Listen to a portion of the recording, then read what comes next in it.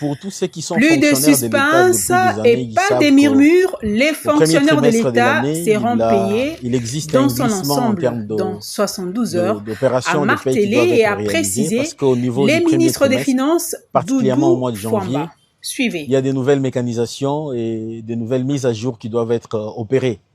Ces nouvelles mécanisations et mises à jour liées également à des ajustements, ajouter à cela les contraintes d'ordre sécuritaire, ont imposé à l'État d'adopter une stratégie de payer de manière progressive l'enveloppe salariale des agents et fonctionnaires de l'État. À ce stade, pour les mois de janvier, contrairement aux bruits qui sont en train de circuler, le gouvernement a payé avant le 28 janvier de ces mois de 2026 les rémunérations des personnels sensibles de l'État, donc les personnels relevant des services à mise à jour mensuels, c'est notamment les éléments de nos forces armées, les éléments de la police nationale congolaise, les membres de la DINACOPé, donc les enseignants pour la ville, province de Kinshasa.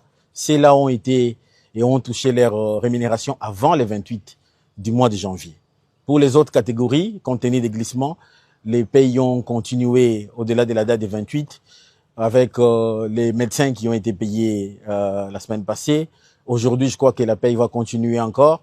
Je crois que dans les 72 heures, nous allons clôturer les opérations de la paie du mois passé.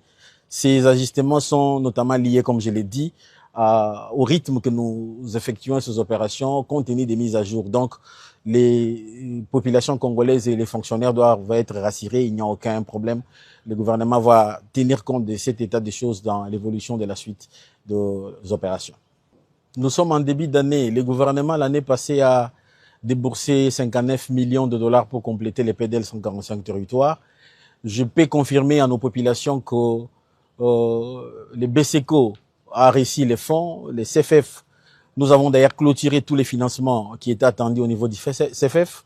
Les PLID également avaient déjà réussi tous les financements pour les premiers volets et qu'au courant de l'exercice 2026, la loi des finances de l'année a prévu des sommes qui vont être allouées de manière pragmatique au programme PDL 145 territoires. Donc, il n'y a aucune inquiétude pour nos populations.